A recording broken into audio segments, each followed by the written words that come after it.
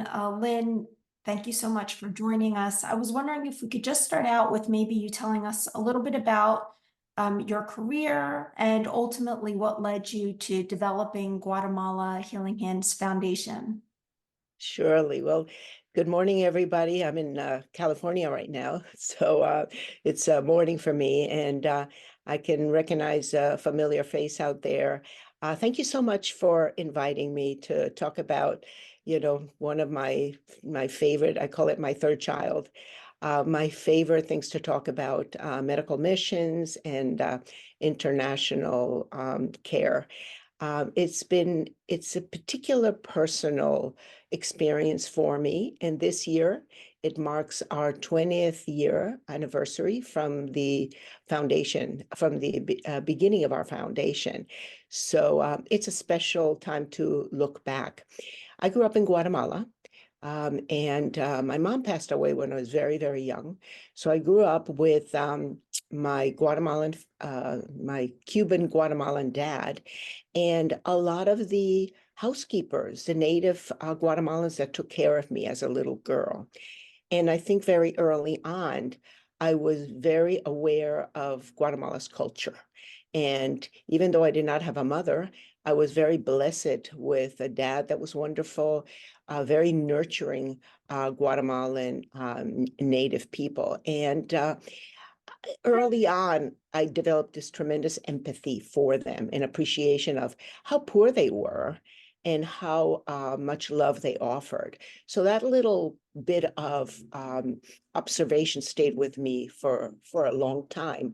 And when we talk about challenges in life and we talk about purpose and meaning, I have a feeling that the hardship as a little girl without a mother, growing up in a third world country, probably began to define very early in my life a place for me to be able to find a purpose and be able to give a little back. And because I was blessed in so many ways, in spite of not having had a mother. So I think that little bit of feeling stayed with me for always. Now, Guatemala is a very illiterate country. The children are only allowed to go to school till the 6th grade, girls many times the 4th grade. So it's very illiterate, very indigenous. But I was lucky enough to be able to go to a high school in Guatemala and eventually go to college in the United States. My father said to me very early on, find yourself a career that you can support yourself. And obviously, becoming a doctor or becoming a professional in a more year that would require more years of education seemed to be an impossible thing for me to decipher. But there was these little allied medical professions. It was University of Pennsylvania, 1973. And somehow I kind of took the road towards becoming a helping professional. And there was a teacher there, Josie Cohen, who worked with a hand surgeon, Dr. Slavin, and this is before the establishment of the American Association of Hand Therapy. So I just kind of began to have the building blocks of a giving career, how to give back. So this was always in the back of me. I moved from Philadelphia. I moved to New York. I got a master's in biomechanics and ergonomics, and the specialty of hand therapy began to develop. And I was one of the first ones to take the hand certification exam. We were very, very nervous, a few of us, and lucky enough to work with a wonderful hand surgeon. So very early on, I started a private practice. I am sorry. I started a private practice and developed that for 45 years. That practice is still alive and is now run by one of my hand surgeons. Simultaneously to all that, I was trying to find the road to develop to giving back to Guatemala. And American Association of Hand Surgery has this award called the Vargas Award. So early on in the 90s, I applied for it And I was chosen to go to Venezuela with Dr. Freeland. And that was my first venture into providing international global care. And we went to Venezuela. Since I'm bilingual, it was like the perfect place for me to kind of get myself involved. And Dr. Freeland was wonderful. So it was an incredible experience. And I said, oh, I found, I'm finding my road. And when I got back, as part of the association's responsibilities, I was given the project of finding the location for the next Vargas Award. And at that point, it took me a minute, 30 seconds, 10 seconds to say, I got it.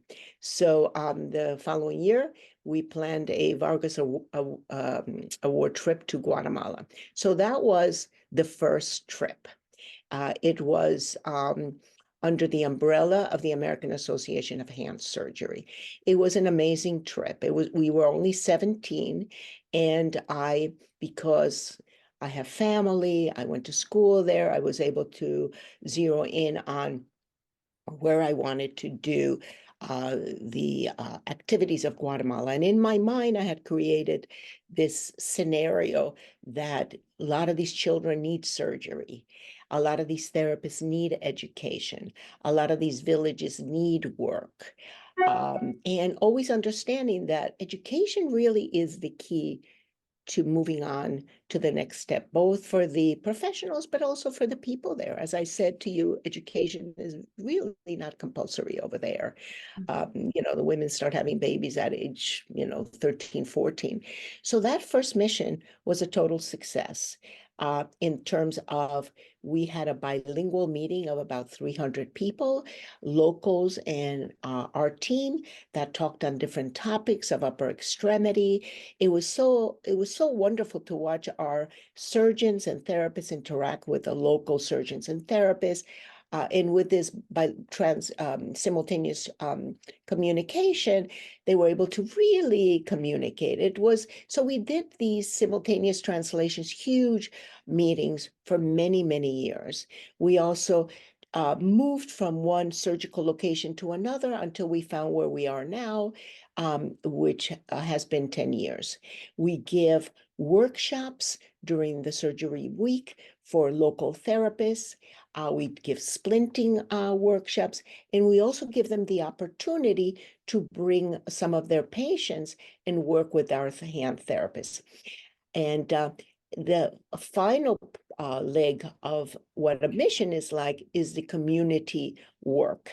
So after that going back to the first mission, after that first mission where we touched upon all these different points, we had screened about 165 children that had been selected as possible hand surgery cases.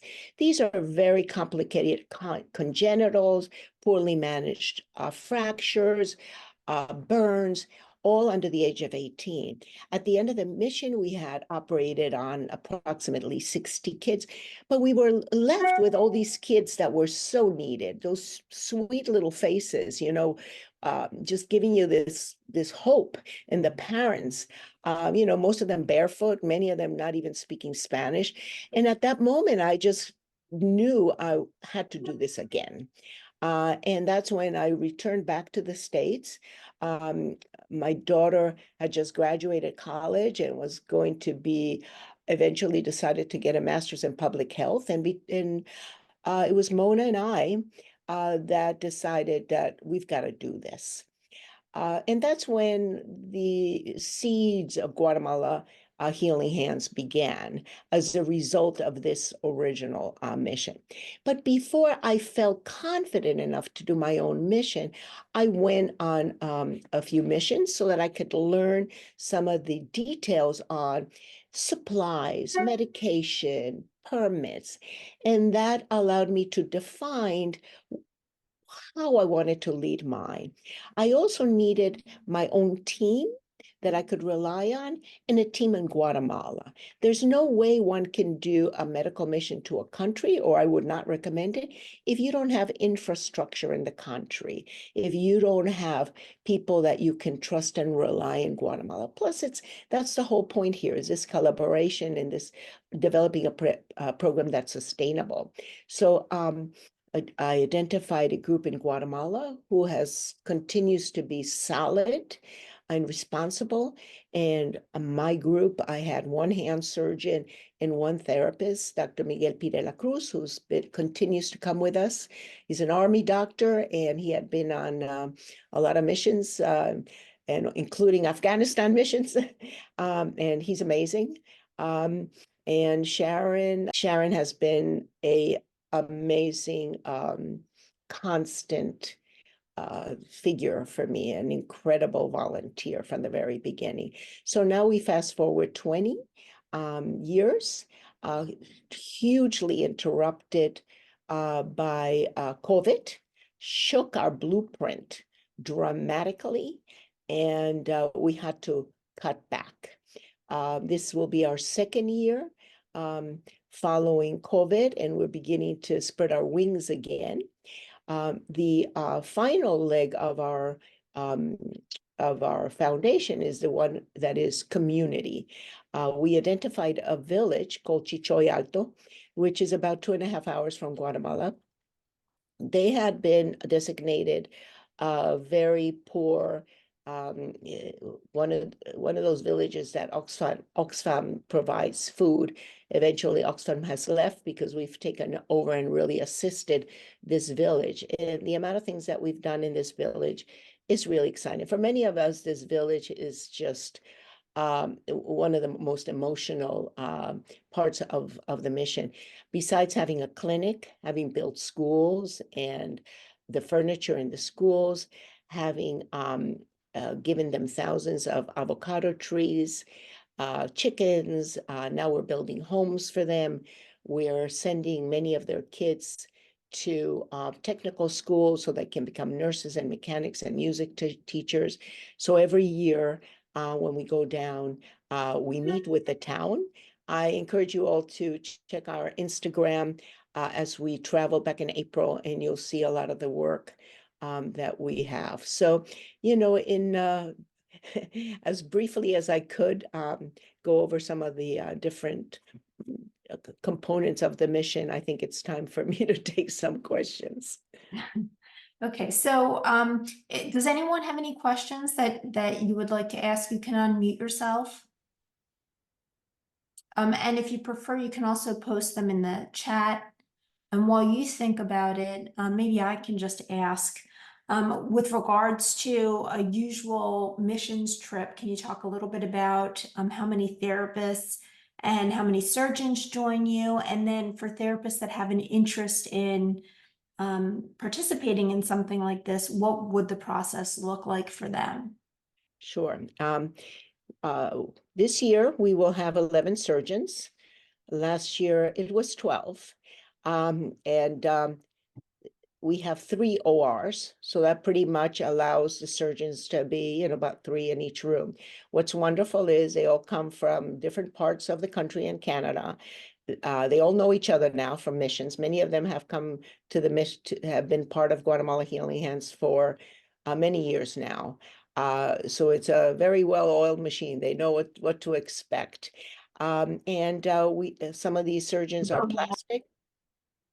Excuse me? You can just go ahead. I'm not sure what happened there. Yeah. Some of them are plastic, some of them are orthopedic, some of them are pediatric.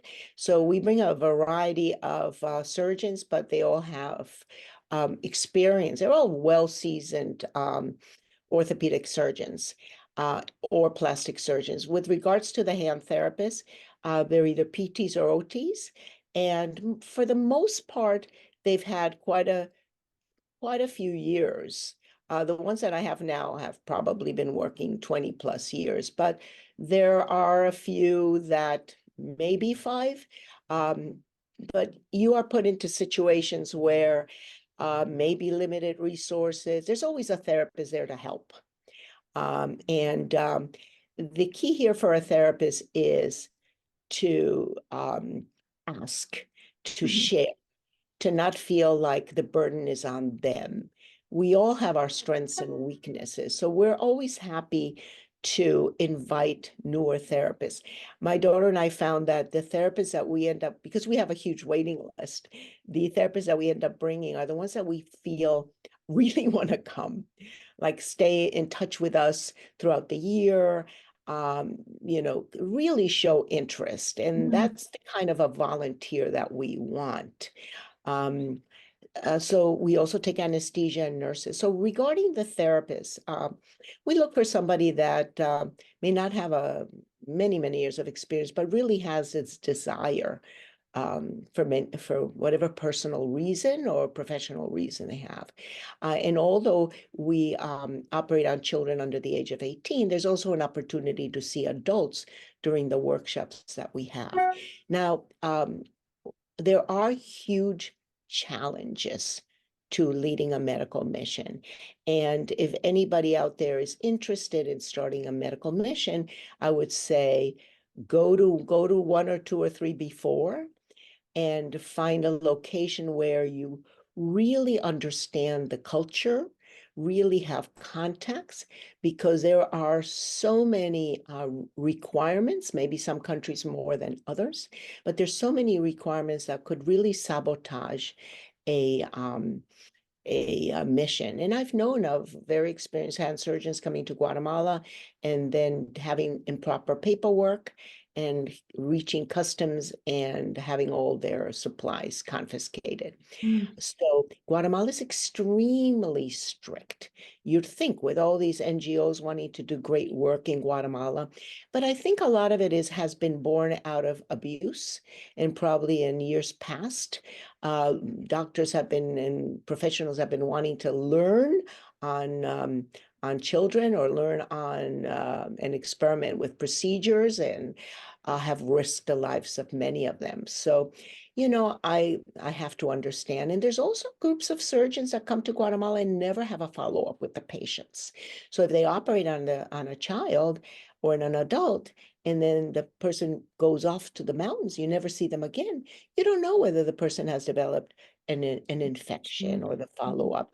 So, it has come to the attention of the government, and therefore they swing on the opposite direction of being extremely rigid. Just listen to this, okay?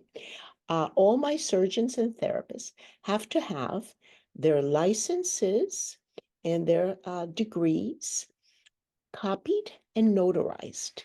Now they have to be notarized by this notary whose expiration of their notary has to be 6 months from the time it gets notarized. And the license of the therapist has to be covered the next 6 months. Now, the problem with having so many surgeons and so many therapists, like my Canadians, like the residents, they only the licenses just get renewed like once a year. So Guatemala doesn't accept them. So we have to go through these crazy contacts to try to find some kind of an official paper that is acceptable in Guatemala. And apparently, once we submit all the paperwork of my team, if there's one piece that is not good, it aborts the entire mission. So my daughter and I are paranoid, and we scrutinize every piece of license and paper. Okay, now that's one component. Medication. There's some medications that we are not allowed to bring into Guatemala, and some that we can allow to Guatemala. Right now, I just completed the medication list. The problem with the medication list is I have to fill out a customs form. And if a medication expires less than a year from mission, so listen to this. Mission is April 2024. One of our medications expires March 2025. They don't let me bring that medication. Okay. And that medication is not available until another month. So the medications are ridiculously controlled. Now, why a year if our mission is a year before? Who knows? That's a requirement. Same applies for any of our supplies that come with expiration dates. If my mission is April 2024, all the supplies have to expire a year plus a month from the time of mission. So just meeting, it is so difficult, Mhm. but we just face this thing and do one at a time. And that's just a few of the issues Right. that, I think that really strongly reflects that this really is a labor of love for you. It's your passion. Because to deal with hurdle after hurdle like that, it must be. So that's yeah. amazing. Um, But there are amazing people that come on the mission. mhm. So when you put that against the amazing people that come on the mission, the work that we do there, we feel, it's not impossible. It just takes more time.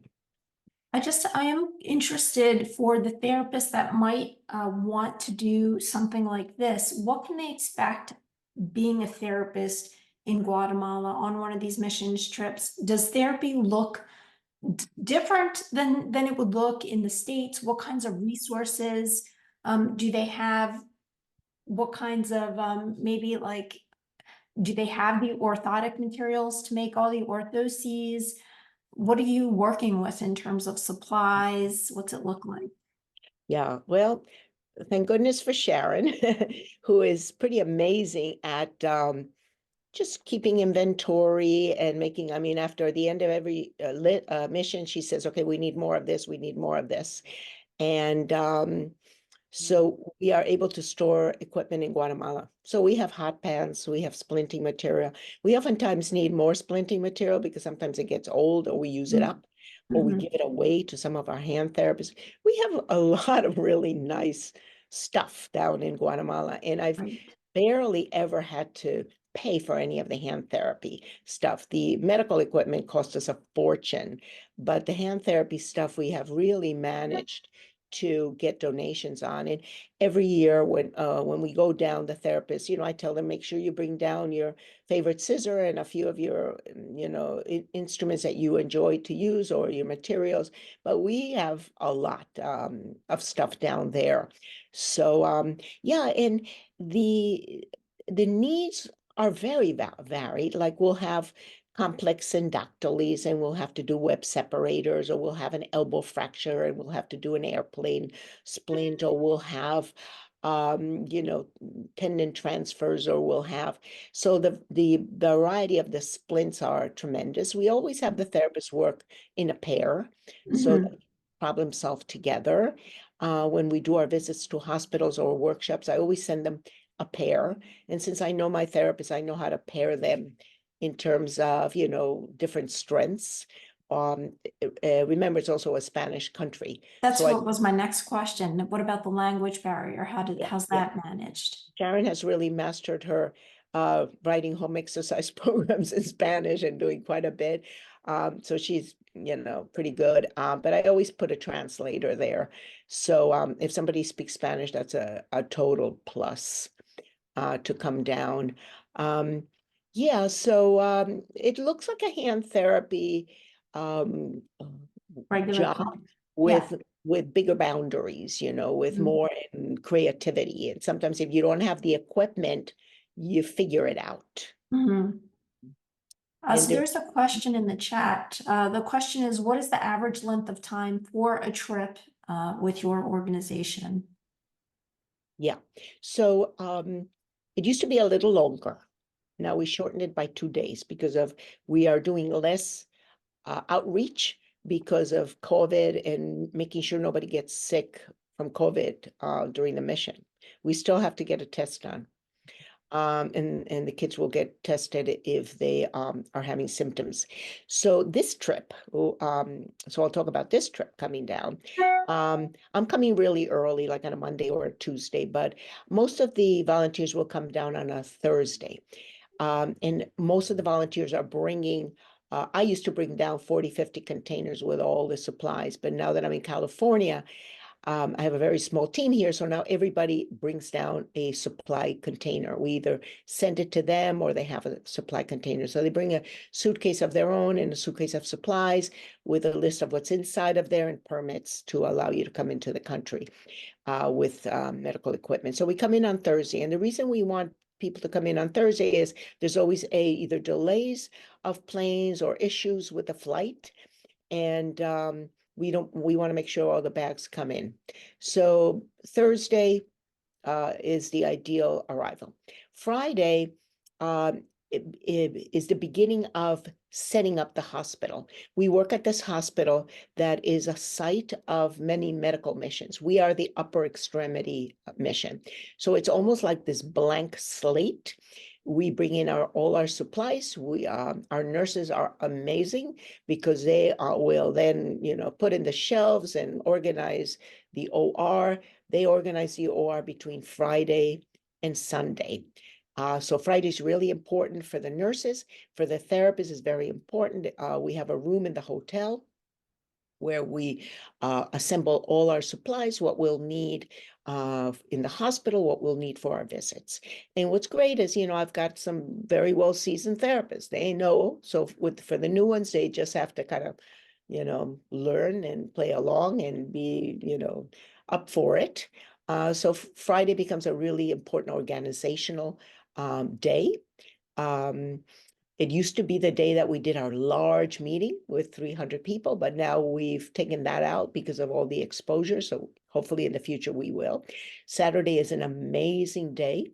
The entire team goes to our village of Chichoy, and we're donating a little house. So a family that doesn't know yet will get a little house. And what's wonderful is they will partake in building the little house. And some of these people are living in such bad conditions that it's a very emotional moment.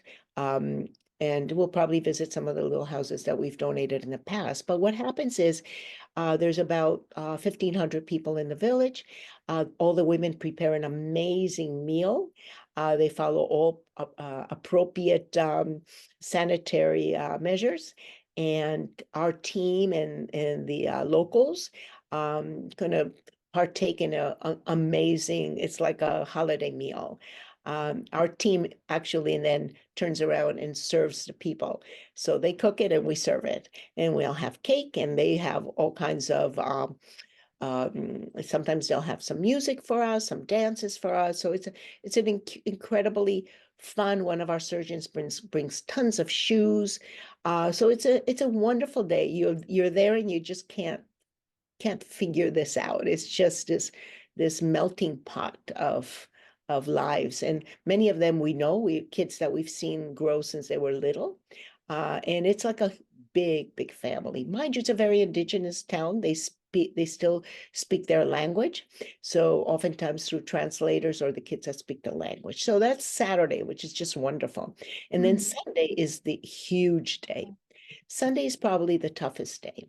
Kids have been pre-screened, some by me, some by the local pediatric surgeon, and those are the kids that will be looked at for possible surgery. So they come in with certain appointments, but many times you walk in and all the morning ones are there, and we break up into different stations. There's a station of triage, which is my first station, and one of the hand surgeon's wives, who's come down with me every year. She's great. Two of us get the history on the patient, and then one of our therapists becomes a transporter, gets the information that we tell them. They take it into data entry, where my daughter and her little team takes the pictures of the hands, and the child puts it into data, and then it goes into the surgeon's room. Surgeon's room, you see magic. You see this interaction between all the different surgeons, what we're going to do, and then there's this board. One of our volunteer therapists, Becky, she's very good at keeping track. So by the end of the day, there's 3 ORs that have been filled with which surgeons are going to do which cases, what equipment is needed, what room. So by the end of the day, we will have screened over 100 kids and selected the kids from Monday through Friday. It's intense. Oh, We bring down a portable x-ray machine. We can send a child to get an MRI if needed. All those things are paid by by us. And then the surgery begins Monday through Friday. With the 6 therapists that I have, I'll have them moving around.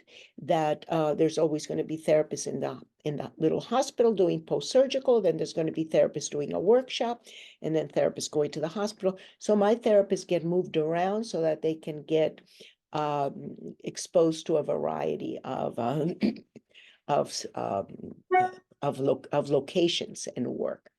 And that's how it goes. And then on the last day, we have to pack up. Everybody just wants to go, but it's very important to pack up carefully so that we know what we have left in Guatemala. I have 2 locations to store that equipment. And then it's done on Friday. Saturday, we'll all go to Antigua, have a great time, and then people will leave on Sunday. So you're talking about a weekend, a couple of days, Thursday till the following Sunday. And we really encourage, especially the new ones, to come the entire time. It's important. We need the help. And there's also space for non-professionals. So many of our therapists have brought spouses, have brought kids. One of our hand surgeons, some of you may know him, Jay Talsania, he would bring his son and his daughter when they were little kids. I don't think they were in middle school. And now Alec is scrubbing with him. He is a surgeon in training. So he's coming in. It's very emotional. They spend half the time crying of him. And oh, the daughter just finished a dental pandemic. school. So it really makes a difference. It really changes lives, not only down in Guatemala, but also our team. Yeah. Amazing. So someone's asking about cultural difference, because that plays an important role in rehab. How does that look, in Yeah. Guatemala? Yeah, it's huge. It's huge. And that's why, I'm a Guatemalan, so I get it. Right. Um, and I think that sensitivity has helped me navigate. We make sure that um, a parent is always there. We make sure that a translator, if they're speaking in Cachiquel, which is the tongue, there's somebody translating. Our surgeons are amazing. Our nurses, our therapists. We talk to the patients. We talk to the parent. We ask them. There's this beautiful interaction that sometimes we forget about in industrial countries. There's this really beautiful, down-to-earth, gritty interaction that takes place. Now, we know the follow-ups are very different because some of them may be going back to their homes without proper water, without proper hygiene. And I have to get these kids. Some of them come from the interior of the country. We need to make sure they regularly come back to see our local doctor that is in charge of following them up. We need that interaction. And we also have some therapists in Guatemala that we recommend them to use. So all along, at every step, we are very sensitive, and we know which are very sore points, like revisions, amputations. There's certain procedures that are just really, you know, you have to navigate very, very carefully down in there. So cultural understanding, empathy is you want to leave the place better than what you found it, and you don't want any complications. I mean, I love the first day and I love the last day, and you want them to want you back. Um, just amazing. In terms of just for therapists that want to reach out to you, how can they learn more about Guatemala Healing Hands? How can they reach out to you? Because I think that there's a number of people here that do have an interest. Sure, sure. We have a website, so guatemalahands.org. You can email me. My daughter in general is the one that looks at the emails that come straight to the website. If there's anything to do for therapy, she'll forward it to me. Um, we will be posting photos on Instagram, and we're having, I think it's a 15 or a 16-year-old, one of our hand surgeons' nieces wants to go into medical school. So she's coming down this year and she speaks Spanish. Wonderful. Pretty amazing. He's 15, 16, wants to be a doctor and speaks Spanish. So we're going to task her with doing a daily story on what's happening down there. Excellent. Um, there's one point I'd like, no one's brought it up, but one point I'd like to share with you is basically the fact that every mission is very unique for every individual. There's a case that just pulls your strings. There's a conversation, there's something you see that just becomes your own. And that's very unique. And it's your own opportunity uh, to to make it your own and to do that hard give that you can give. That's very unique. Then there's the collaborative part where you see a kid coming in the pre-screening and then you see them leave at the out and all the different stages that it's taken place in your spot in that collaborative. And um, and then the work that gets done in the village is just amazing to see how a little bit of help goes such a long way. And finally, besides the friendships that happen between all of us back in our country, all my therapists have relationships and friendships over there. The Mhm. relationship we develop with some of the patients, it's wonderful. But we also try every year to bring a child back to Shriners. There are cases that we see in Guatemala that are horrific, that are just so complicated that they can't be done in 1 week. And if it wasn't for this collaborative work, we couldn't get it done. This last year took us a year to bring the child up. Why? Because we had to deal with the US Embassy. We Mhm. had to deal with visas. We had to deal with a very poor family that doesn't have a passport. So we had all those local cases. It took Dr. Kozin and me a year to bring this kid. And I cannot tell you how many times it felt impossible. It felt impossible. How many times him and I would just, we'll pay for do it. This is ridiculous. How the frustration. And then finally, my foundation took care of a couple of things. Scott took care of Shriners. The boy and his mom were housed in it used to be a Ronald McDonald's, now it's another home, houses them in Philly, and complicated case. We have a beautiful PowerPoint on it that Scott, Dr. Kozin prepared, so I'll ask him how I can share it with you.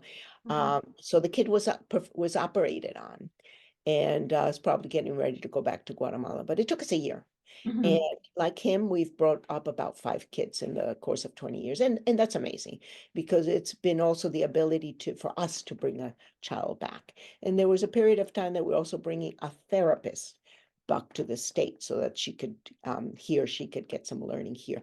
So there's all these little extensions of the mission that because we continuously we go back to the same village, we go back to the same, then you're able to grow as opposed to spread it thinly. And Mhm. that was part of my strategy is to just keep building and building and building. Now we have a nurse in our clinic in the village that we actually did her nursing training. So you could start seeing now, fast Mhm. forward 20 years. And this collaborative um, work that takes place is beautiful to see, even in the village. We'll give them money for the construction of the houses, but the townspeople build the house. And the local mayor donates a foreman to make sure the house is done properly. So, this collaboration is really beautiful. It's not Mhm. like there's so many steps for certain things. For others, there are. So that was another point that I wanted the why it's worth it Right. to do this kind of work. So we have a bit of an international audience, and there's interest for them, to participate in Healing Hands. Do you have international therapists? I heard you mention Canada, but for example, there's someone from India that might have an interest in contributing as well. So are there opportunities for international therapists to also participate? Yes. We, for many years, brought a surgeon from Spain. He came down for many years. We have a huge Canadian team. Um, Basically, it is a matter of making sure we know what the country requirements are for somebody's international. And I know that this mission hosts other countries. I think it's Spain and a few other countries. So it's just a matter of finding out, if we are a good match for this person that's interested. That's Mhm. another thing. We don't want to necessarily have somebody that just wants a trip to Right. see what this is like. We want someone that is really invested and wants to contribute. Those that just want to come down and out, we try to avoid them, and we've had them, and we quickly know on day one, oh, this is going to be a one-timer. Mhm. Mhm. Or we want to see people that really, whether it's purpose, meaning, or direction that he or she wants to do it in. We want to make sure that somebody that's a good match Right. for our organization. So it's matching with us. Um, and remember, our foundation doesn't pay the way of the therapist. Okay. Everybody, we're a 501, so it's a tax deductible. You're taken very good care of. We stay out of a nice hotel. You can double up in the hotel with a partner to reduce the expense of it, but it's tax deduction. For the Canadians, it's not. Right. Everybody is encouraged to have a Kindful page, or to have a page so that they can raise funds. And my daughter helps them very much in raising funds. And, we have some minimals that we'd like people to raise, so that, and then if they raise above, they can also use it in turn for their trip. So Mhm. yeah, you've got to be able to afford the trip. Maybe there's some or other organizations that'll pay the full thing, but we're small. Right. Okay, well, I'm glad you brought that up, because that wasn't even something that was on my Yeah. radar as far as the cost to the therapist. So good to know. So I want to respect your time, and thank you so much for sharing all of this about Guatemala Healing Hands Foundation. It's moving. It's amazing. So for all of you that are interested, want to learn more, make sure you go to the website, um, donate, support this. It's really amazing. Sounds like it goes well beyond just hands as well. So wonderful. Thank you so much, Lynn. And thank you everyone for joining us today. Thank you Have a so great much for the afternoon. invitation and the opportunity to share. Thank you. Bye-bye. Have a great afternoon, everyone.